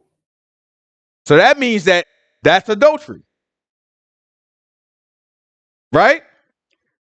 If the uncleanness that we're talking about in 24, in Deuteronomy 24, includes adultery, if adultery is a valid reason to divorce, as some people will say, right? But if that's the case, then that means that David cannot bring this wife back, right? Because it tells you if she go get married to another man, then she can't come back. But watch this. This is 2 Samuel chapter 3. This is after David, you know what I'm saying? He kind of took over the kingdom. He went at war. He made a deal with Abner, right? This is 2 Samuel chapter 3, verse 13. And he said, well, I will make a league with thee. Wait. When he says league, I'm making an agreement or a covenant with you, right? So I'm making a deal with you. What's the deal? But one thing I require of thee, that is, thou shalt not see my face, except thou first bring Michal, Saul's daughter, when thou comest to see my face. And David sent messengers to Ishbosheth, Saul's son, saying, deliver my wife, Michal, which I espoused to be for 100 foreskins of the Philistines. And Ishbosheth sent and took her from her husband, even from Look, Paltiel. he took her from who? Her husband. So she was remarried, right? So took her from her husband, and then what else happened? Paltiel, the son of Laish, and her husband went with her along, weeping behind her to Bahurim. Then He said crying Abner, behind her butt. But guess what? She back with the boy. That would be unlawful. This would be absolutely unlawful according to Deuteronomy 24 if Deuteronomy 24 was talking about adultery. Because what she would have been would have been adultery. And she married the guy that she committed adultery with. Therefore, David would not be able, lawfully, he would not be able to take her back if that was talking about adultery. However, if it's talking about uncleanness, that means that they were never unmarried. Right?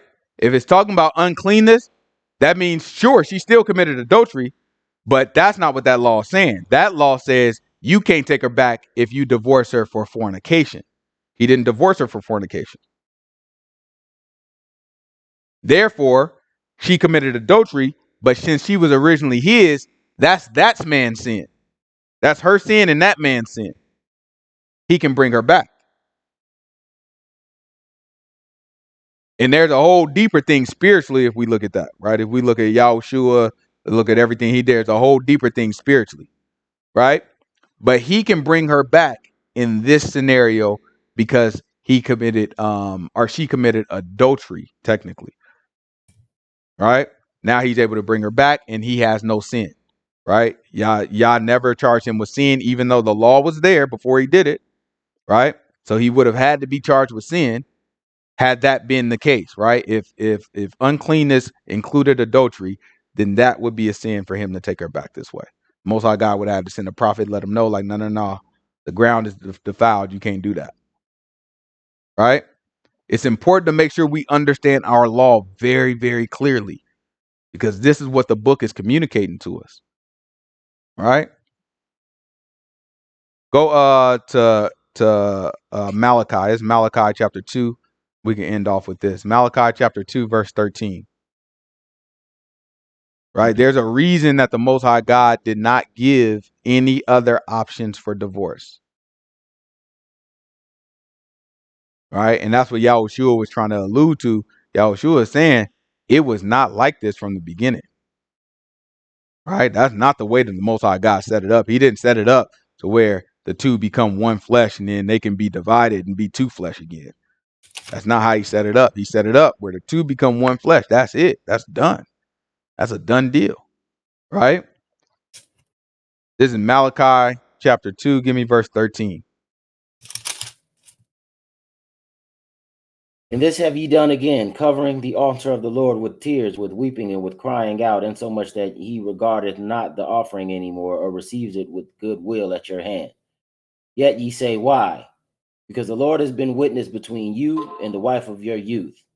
Right? Yahuwah has been witness between you and the wife of your youth, your young wife, right? The one you had when you were young and happy and like, oh man, I love her so much. Most High God has been witness. He been watching it. That's what the book is saying. He been watching what was happening there. And what happened?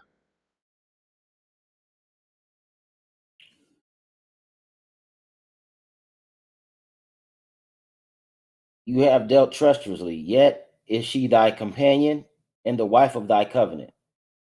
And did not he make one? Yet he the residue of the spirit. And Right? wherefore So he one? said, look, he made one and gave them a little bit of the spirit. Right? Keep going. And wherefore one? That he might seek a godly seed. Therefore, take heed to your spirit, and let none deal treacherously against the wife of his youth. For the Lord God of Israel saith that he hateth putting away. For one covereth violence with his garment, saith the Yahuwah of hosts. Therefore, take heed to your spirit that ye deal not treacherously. Right? So what he's telling you is he hates putting away. So that's the reason why he don't give you a whole bunch of, oh, you commit adultery, you can divorce her. If you do this, you could divorce. He only give you one reason. If she did something before you got there. In other words, if she tricked you before she got there and it relates to fornication. That one, he said, all right, fine. I'll let you out of that one. But if that's not the case, if it's any other situation, y'all stuck. Y'all stuck. Now, under our law, we have ways of addressing adultery. So it puts a man in a position where he has to say, or a woman in a position where he said, listen, I caught you in the act. Do I want you to die over this or not? If I want you to die over this, then and I catch both of y'all, then we can stone you and I'll be released. We can't do that now because we don't have a righteous law.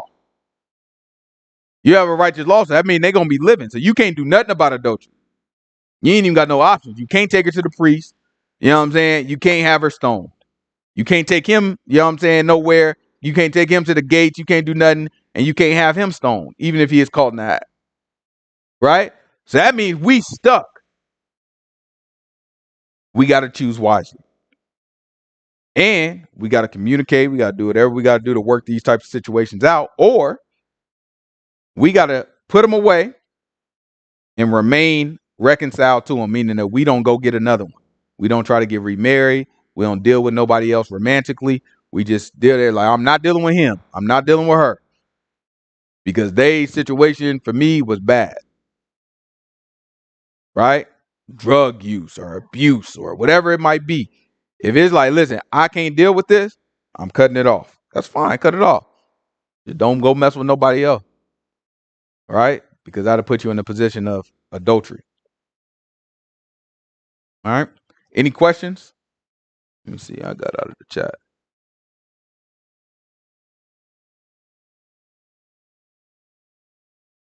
All right. If y'all got questions, go ahead, send them in on the text line or join us later on today for the fellowship hour. It's going to be 4:00 Pacific time. So just reach out to me. I'll give y'all the information if you want it. But Sabbath peace. I appreciate y'all. Please send in the questions.